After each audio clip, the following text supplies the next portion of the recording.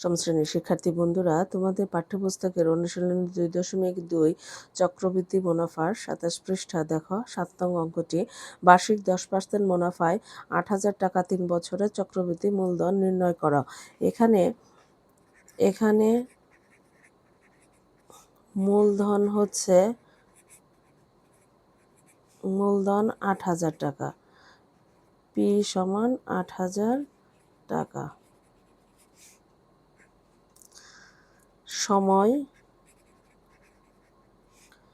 n সমান 3 বছর। মুনাফার হার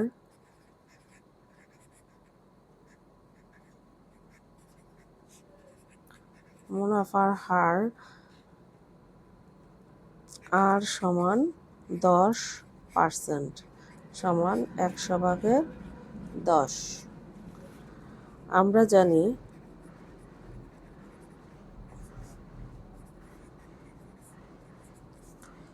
চক্রবৃদ্ধি মূলধন C সমান P1 প্লাস R⁴n। এখানে P হচ্ছে 8,000 আর এখানে 1 প্লাস R মান হচ্ছে 10, 100/10, n হচ্ছে 3। তাহলে এখানে 8,000, এটাকে লসাগু করলে নিচে হচ্ছে 100 যোগ 10, 3, 8,000, এখানে হচ্ছে 100, নিচে উপরে 110/3।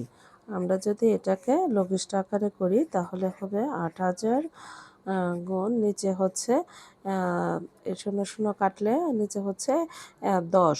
তাহলে 10 মানে 3টা 10 গুণ 10 গুণ 10 আর 11 গুণ 11 গুণ 11। তাহলে এখানের এই 3টা 10-এর কাটা গেল, থাকলো এখানে 8 গুণ 11 গুণ 11 গুণ 11। এখন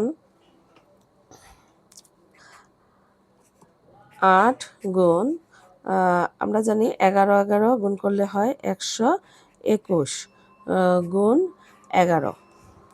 এখন 8 দিয়ে এটাকে গুণ করলে হবে 1, 8 একে 8, 8 দুগুণে 16, 8 একে 8, 9 গুণ 11।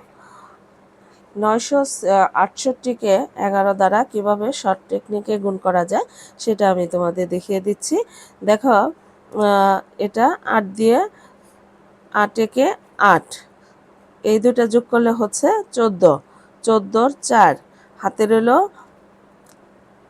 রইল 1, 9 আর 6 হচ্ছে 15, 15 আর 1 16, 16 6, হাতে রইল 1, এই 9 একের 9 আর হাতের 1 10। চক্রবৃদ্ধি মুনাফা হার হলো এত টাকা। উত্তর।